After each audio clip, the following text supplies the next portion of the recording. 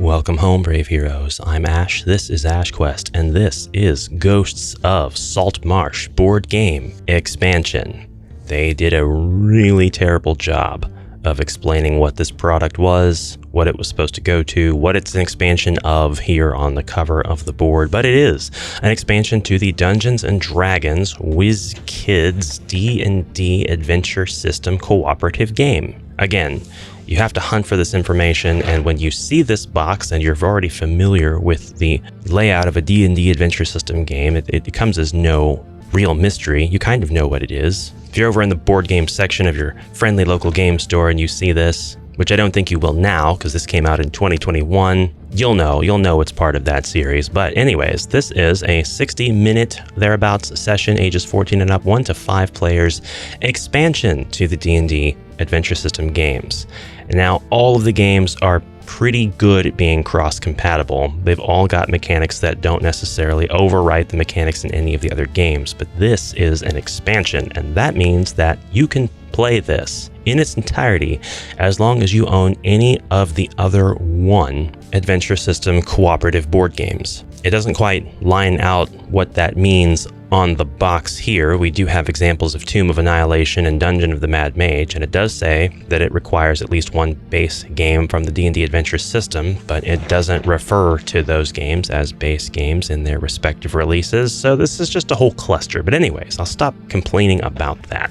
Ghosts of Saltmarsh is going to be unboxed here and now on the channel, and this will be the final of this type of game because there are no more for me to unbox. At this point in time, I've unboxed all 6 of the base games from the D&D Adventure System series: Castle Ravenloft, Tomb of Annihilation, The Legend of Drizzt, Wrath of Ashardalon, Dungeon of the Mad Mage, and Temple of Elemental Evil have all been covered here. So please enjoy Ghosts of Saltmarsh. We have here the figure reference, the tile reference for the Sea Cave tiles, the Sahagin layer tiles, and that's all there is there. This is an expansion. The D&D Ghosts of Saltmarsh Adventure System board game requires that you own a base Adventure System board game, as you will be using many of its components.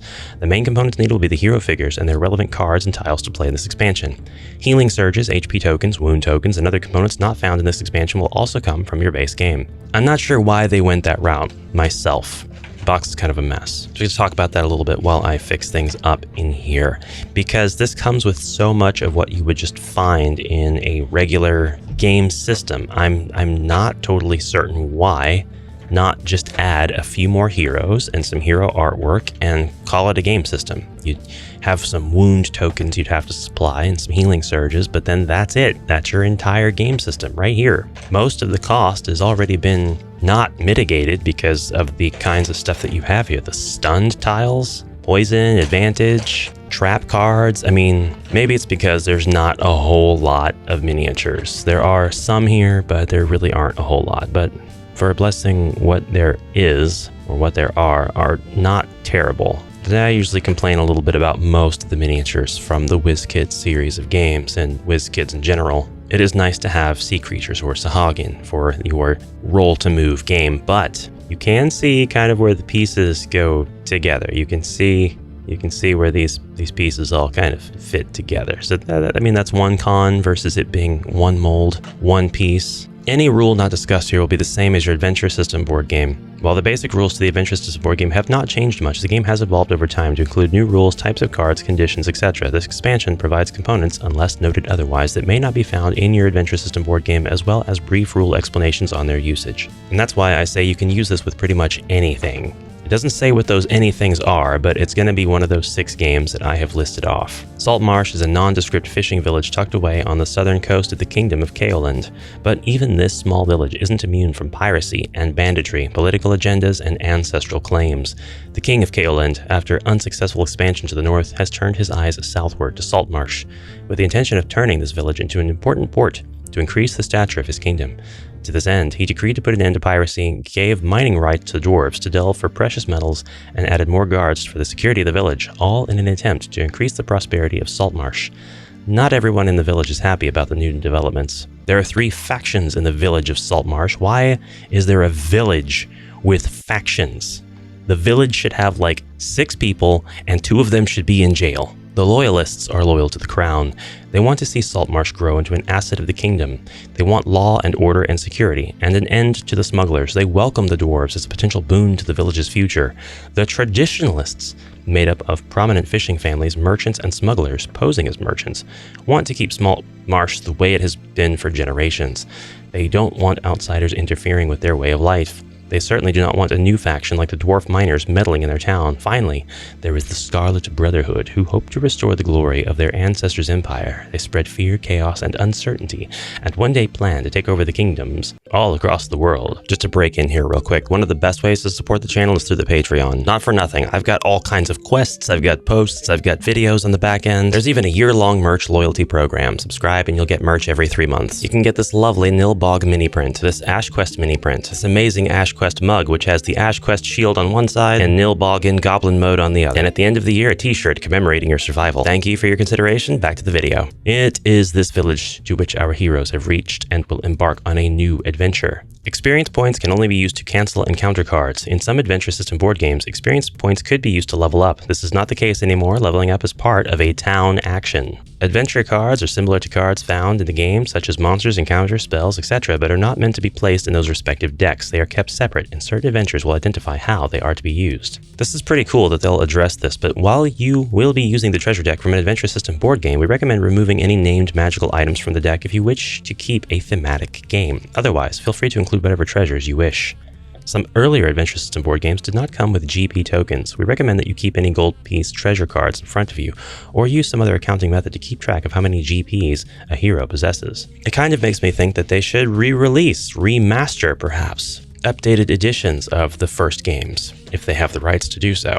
Both heroes and monsters can become advantaged, disadvantaged, stunned, poisoned. Well, okay, some monsters and other effects can poison a hero. I don't think a monster can become poisoned. There are town actions. You can swap powers. You can change your hero's selected powers. You are still bound by the selection requirements on the hero card. I love that because I don't think that you were able to swap your powers once you got them for your loadout in any of the original D&D Adventure System games. However, there have been so many games now, 6 core games plus this expansion, that you should be able to really build a character, say a wizard, by using the powers from all of the other wizards that have come with their respective core games. This is a point that I've mentioned before, but you have basically named heroes that come with each adventure system game, an average of about 5 or 6, but let's say 6, and we'll say that you have a paladin, a rogue, a wizard, a sorcerer, a ranger. In the other game, the next game, you might have most of these same classes, but it might drop 2 of them or 3 of them and give you a fighter and a cleric. But once you take all 6 of the games and put them together, you have multiple wizards, multiple fighters, multiple rangers, and so on. And each time a game has a specific class, like a ranger, it doesn't give them necessarily the exact same abilities that the ranger from the other game had. So this gives you an opportunity to combine the abilities and kind of make your own customized ranger. Now, I realize this is going to introduce a sort of meta, because now the ranger that these spells were made for is maybe weaker than the ranger in this other game, and so you could really create an OP ranger. Possibility of doing this might exist, but I mean, it doesn't matter. It doesn't matter. This game is pretty well balanced in terms of challenge to begin with. So we have in our possession these large tiles, and there's quite a few of them, and they can combine together to make a number of different configurations of Saltmarsh Village. You can honestly put these tiles together in so many different ways, although the numbers on the cards are going to show you how they should go together, and the book is going to give you specific configurations of Saltmarsh to visit. So you might have these little seam cutoffs that don't make any sense if you're looking too hard, but just don't look that hard. But if you're putting the tiles together correctly, you shouldn't have those. But I think the ability to put together a village and have all these little roads connecting and ending in places that make travel options a thing is really cool. And on the opposite side, we have the Deep Sea Cave, the Unfinished Barracks, the Xenopus Tower Ruins, the Throne Room, that's creepy, the Sahagan Lair entrance, and the grotto. You cannot place tiles on the water side. You enter here through the grotto, so there's never any question about how much room this game is going to take up. Actually, there always is with this game. Those are those tiles, and that's a bit of an overview of how this expansion differs from previous titles. I really don't want to go over the various tokens in the token section here, but you have your same advantage markers: disadvantage, poisoned, stunned. We have tokens that represent villagers, and there are pictures on the other side. Some of them are differently colored. Fishermen, apparently. We have flood tokens. We have tokens that represent monsters like the feral troll, but you don't have a miniature for the feral troll. The gnoll archer, the orc archer tokens. Again, not sure why they couldn't just toss the tokens, add the minis, and call this a base game. Look, you have a skeleton. You could have just used the sculpts from the other games too. It's not like it really would have mattered. This is a guard. No doubt it's going to represent. Why did you roll all the way in there? A very specific mechanic probably is it's going to be its own character. You need to place guards and perhaps escort guards in some scenarios. We're going to look at these dungeon tiles, and then we'll look at the scenarios, and then we'll look at the minis. And then we'll look at getting out of here. But we have dungeon tiles just like we do with everything else. They've got the exact same backing, so they can be used in grand, giant, huge D&D games where you're doing nothing but building out a sprawling dungeon from all the tiles you've collected from all your games. Don't do that, actually. It sounds like a good idea, but if you're thinking about it, it doesn't sound like a good idea because there are so many that thematically do not match at all, and the game systems have tiles that match with each other in themselves in that game system for that game system. These would not match if they were mix and match with others, unless you wanted to provide a hard cutoff between rooms and say, okay, you're going through this door now, and now you're going into this very different looking room. Then it would be the same thing as traveling from, say, this room to this room on this board. Thematically, they are different, but since they're different rooms, it doesn't matter. It's fine. The sense of immersion stays. We have some corridors here that are very tightly wounded, a barricaded cave. These tiles are going to be the ones that make up basically the loadout for each quest. You'll be instructed to take specific starting tiles, take specific these tiles, and as you draw from the stack to place onto the board, you'll be developing the dungeon as you explore. But the scenarios in the scenario book will be telling you to take named tiles, such as Antechamber A, and place them so many tiles down and or shuffle them with a subset of tiles after placing them so many down so that you have a specific length of dungeon before you come across this specific tile. This is the way that most of the adventure system games are played as far as the exploration phase, and the flow of gameplay has a lot of combat and a lot of trying to mitigate the traps. It's a lot of that. It's a lot of that. It's a lot of cards. Cannot put them back in on their side. They have to be stacked because, of course, they would. We have a ton of adventure cards, which share the exact same backs as all the other adventure cards, providing you a way to mix your stuff if you are so inclined, although the game does warn you not to do that. You have monster cards, presumably, as in other games, the same amount of monster cards as there are physical representations of monsters that you can place on the board. We know that we don't have that many miniatures. We really only have this pocket, but we have quite a few tokens that represent monsters, so we probably have this many monsters in this game, which is crazy to think about. We'll see if that's the case. We have a bunch of encounter cards, and then we have some trap cards. So we have a total of 5 decks. Pretty simple so far, although this is an expansion, so it is meant to be fairly simple. Ghosts of Saltmarsh did not come with a rule book because you're going to use the rules from the game system that you're using as a base to this expansion, and I think that that's fair.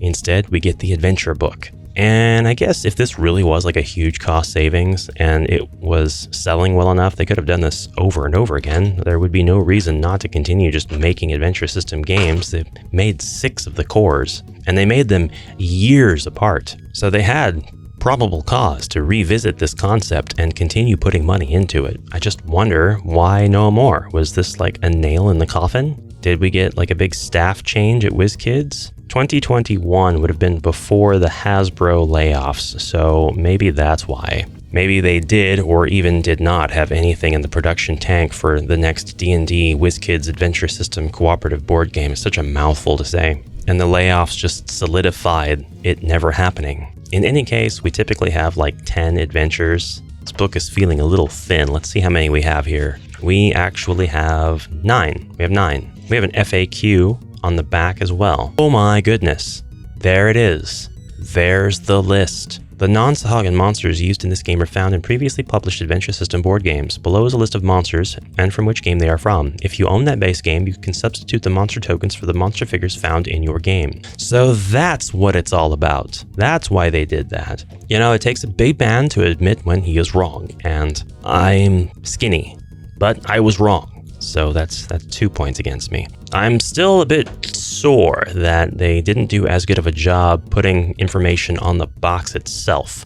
But then again, maybe this had some plastic wrap on it, and on the plastic wrap there was a big old sticker that was like, hey, if you have Legend of Drizzt, Temple of Elemental Evil, Tomb of Annihilation, etc., you can play this game, but you need one of those. But it's really lovely to see this official list of all 6 of the games all together here in one place. And here they are. Yeah, Castle Ravenloft, Dungeon of the Mad Mage, Temple of Elemental Evil, they're all here.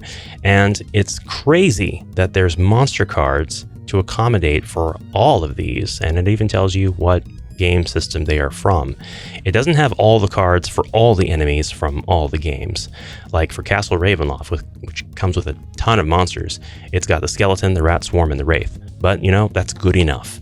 So that explains why there are so many monster cards, and I guess I was right about there being as many tokens as there are cards here. You can just replace the tokens with the actual miniatures if you have that specific game system. So that means if you have all of the game systems, you don't need any of the tokens, and you only need the cards that represent the Sahagin in this game, which I think is fantastic. The advanced encounter cards below can be added to these adventures as well as any other adventures for fun and perhaps a little chaos. Dimensional Rift, summon monster from another plane. Yeah, that'll give us a little bit of chaos, of course. So we have the Orc Smashers, the Orc Archers, the Hobgoblin Fighters, the Gnoll Archers, the Goblin Cutters, the Goblin Archers, the Feral Troll, the Thugs, the Veterans, the Veteran Leaders. It just goes on and on. Snake, Rat, Rat Swarm, Skeleton, Grey Ooze, Sahagins are all here.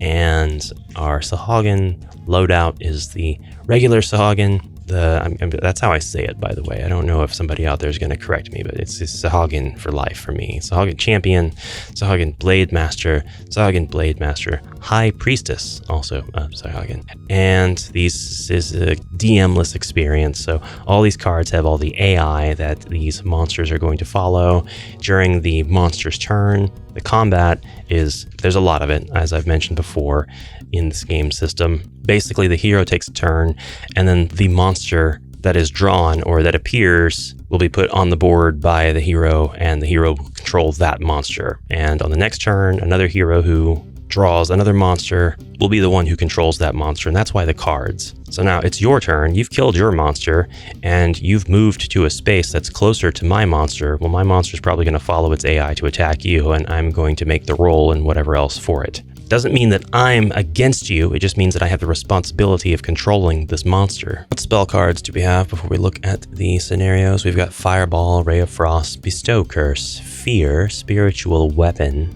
Bless, Hold Person, and Guiding Bolt. Hold Person is the spell that we use when we're lonely. And Disintegrate, which is a spell that allows us to listen to the song of the same name by The Cure. The trap cards consist of Magical Ward, Floodgate, Water Shoot, Cave In, Poison Dart Trap, and Undead Unleashed. The encounter deck gives us Poisoned Arrows, Poisoned Darts, Spider Webs, Desperate Survivors, Hidden Traps, Hidden Treasure, Trip Wire, everything. What does that say? Everything looks the same. Did we go down this passage already? Drip, drip, drip.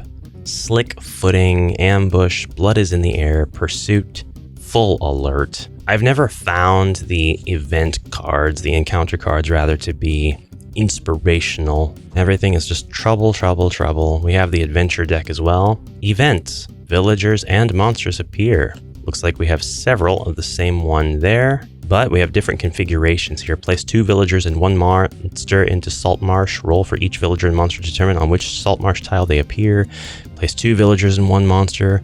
Place 3 and 1, 3 and 1, 3 and 1, 3 and 1. 3 and 2, 1 and 1. A little sub deck there, and then the rest of the adventure cards, which give us our thugs and our Sahagin and our water elemental and our warded skeleton We have a spell card in the adventure cards, Control Water, and another one called the Baron Appears. So here's how the adventures work. You start the adventure by reading the first boxed text aloud to set the scene of the adventure for the players. Here we have Adventure 1, which is called Welcome to Saltmarsh, and this is the boxed text. This is basically your lore. There's not very much here at all, but there usually never is. In these games, you have an objective, which in this case is have a number of monsters in the experience point pile depending on the number of heroes in the adventure. And this lines out, if you're playing with 1 to 2 heroes, that's 20 EXP, 4 to 5 heroes, it needs to be 30. The number of heroes here is 1 to 5. This can be a solo experience or a group adventure. Now I'm just really quickly going to go through here. Yeah, the next 2 are group adventures, the next 2 are group adventures, the next 2 are group adventures, and the last 2 are groups. So everything in here is 2 to 5 players. Only the first adventure can be played solo. And I guess that's to really get you as the game owner familiar with the rules and the flow of gameplay. But it really cheeses me off how all of the adventure system games, with the exception of I think one, if I'm not mistaken, if I'm remembering correctly, they have different kinds of adventures. Some of them are like every man for himself. Some are just asymmetrical, number of heroes 2 to 5. Some of them are solo only, and they're still named in order. They're still numerically, but you might play Adventure 1, 2, and 3, and then you can't play 4 because of what it's about, and then you have to play 5 and 6, and you can't play 7. It drives me nuts. They never learned from this. Anyways, we have an objective, we have the number of heroes, we have the tile set. This section tells you which set of dungeon tiles to use in the adventure if it is important to note. Then special adventure rules as well as adventure setup. You can change an adventure's difficulty. Since you'll be using heroes from any of the base adventure system board games and possibly in different combinations, you might find an adventure too easy or too difficult. Therefore,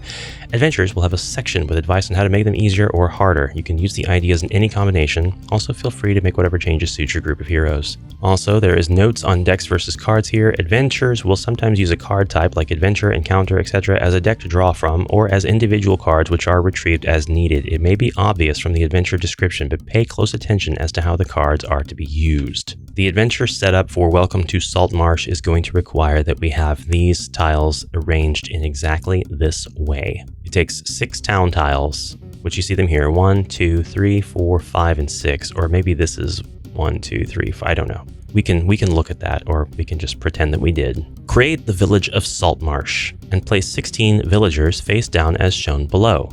You have V's where there will be villagers on these specific squares. Place their monster cards in a display above the village. Place the heroes on tile number 9, Shark Fin Bridge, which I think is here. Then place the Feral Troll and Goblin Champion cards back into the monster deck and shuffle the monster deck. Oh, I kind of skipped that entire section. Place 16 villagers face down. Villager tokens do not take up any squares on a tile. They can be moved anywhere on the same tile to make room for monsters and heroes. Place the remaining villager tokens outside the village. Set aside the Feral Troll and Goblin Champion cards from the monster deck, and then shuffle the monster deck. Draw 6 monster cards and place their tokens in Saltmarsh as shown below. Place their monster cards in a display above the village. So, essentially, you're making sure that you're not going to randomly run into the Goblin Champion or Feral Troll in these 6 monsters. Each hero will skip the exploration phase because everything's already out and explored. No treasures are gained for defeating monsters. For the villain phase, monsters activate in any order the heroes choose. 1 villager per tile with no monsters on it is removed from the village and placed in the villager token pile. So you're saving the villagers, trying to make sure that the villagers that are isolated, such as in the cases here and down here, draw an adventure card and add any villagers and or monsters randomly. I'm kind of skipping around here, but really just trying to get the idea. If there are villagers and no hero on its tile, it kills a villager when a monster activates. If there are no villagers or heroes on its tile and no heroes in range of attacks, it follows its normal tactics against a villager in range and kills the villager. Otherwise, heroes have priority for monster attacks. Villagers that are killed are placed back in the villager token pile. The heroes will lose the adventure if any hero has 0 hit points at the start of his or her turn, and there are no healing search tokens remaining. They also lose if, after the last adventure card is drawn, the objective has not been met. Finally, they also lose when there are no villagers in the village before an adventure card is drawn. Yeah, I was waiting for that. I was waiting for that to actually take effect. So adventure number 2 is called Escort. Then adventure number 3 is actually going to be a dungeon crawl. Adventure 4 and 5 are dungeon crawls. Adventures 6 and 7 are dungeon crawls. 8 is a dungeon crawl, and 9 is called Goodbye Saltmarsh. And Saltmarsh is indeed set up the exact same way every time. I was kind of hoping that we would be arranging the tiles in different ways to represent different areas of Saltmarsh overall, but no, these 6 tiles here, this is the entirety of the village, and this is the village that has 3 factions. This has 3 factions. My goodness. I know there are people who are going to be like, Ash, the factions could just be representative of the total faction, which is outside. I know. I'm giving the game crap, okay? Let me have my fun. Okay, we kind of took a look at this guy earlier, and then we will take a look at this guy now. I love his shield. His shield here is curved. It's an interesting shape. It's got cool motifs on it. It has spikes coming out the front only, down in this vertical line. It's my favorite shield now. This is like one of the best shields I've ever seen, sculpted onto a miniature. Huge points for that. Everything about the Sahagin otherwise is pretty cool, except for its face. I can't make out the face, but the details and the pose and everything else about it are pretty neat, actually. And I like the design of the sword as well. But man, that shield is awesome. Lots and lots of points for that shield. We have here this guy who basically looks like he's saying, I'm walking here. He's just in the way. His tail is ready to encroach on another miniature space. He's terrible. I hate him. We're going to move on to the next guy. He looks the same. There's 3 of those guys. There's one awesome shield, and then that's it. We have a purple miniature that may represent a hero Sahagin, but we have no cards for this character. He may also be, oh, here he is, Sahagin High Priestess. But we do have a card for that, actually. We have this.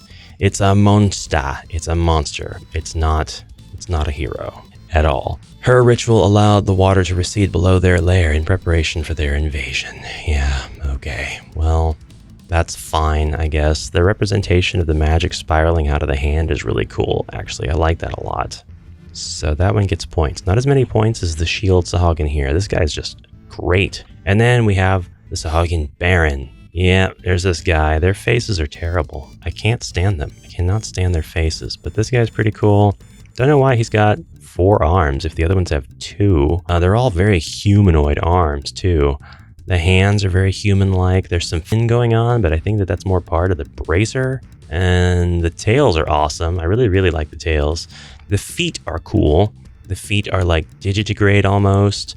You've got these huge splayed out talons or whatever fish people would have on their feet, and then you have the very bendy trident because it didn't survive intact in the box. It had to get pushed up against something for a long time. But everything else about it, except for the head and neck, is very human, 4-armed human with fish cosplay. That's what I'm looking at here. There was a second shield guy in the box. That's awesome. Oh, love it. Love the shield guy. Don't love anything else about this, actually. This is fine, though. I'm not as mad about this at all as I was about Temple of Elemental Evil. No, I'm sorry. Tomb of Annihilation. Tomb of Annihilation with its harvester, combine, frickin' steamroller, pygmy vegetable vehicle, and then the vegetable pig. God, I couldn't stand it. I couldn't stand it. In a nutshell, that's Ghosts of Saltmarsh, another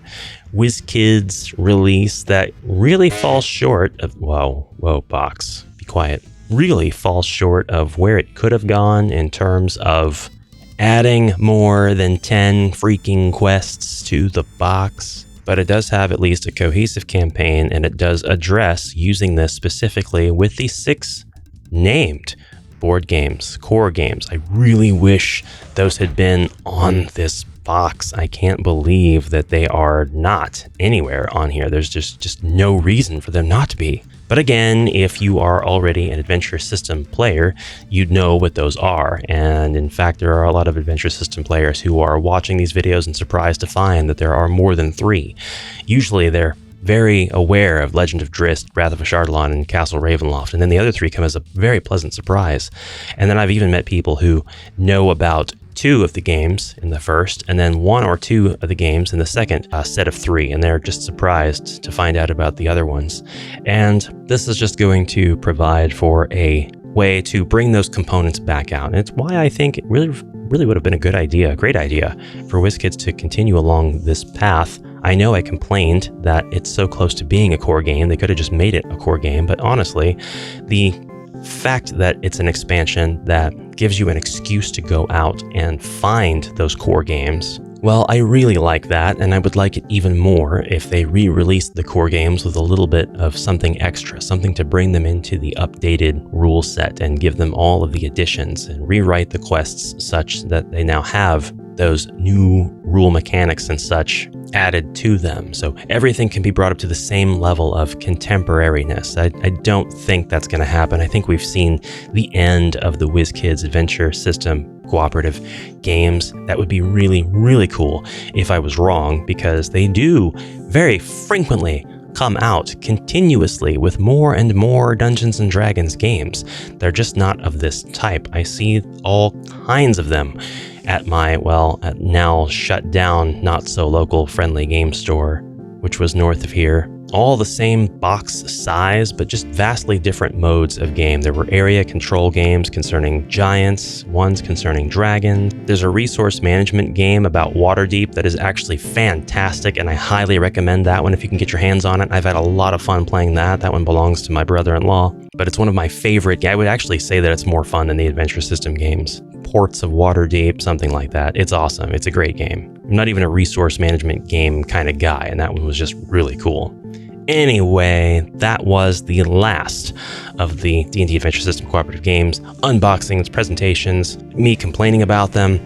Thank you so much for your kind attention, heroes, and I'll see you in the next exciting adventure. Until then, have a fantastic rest of your journey, and farewell for now.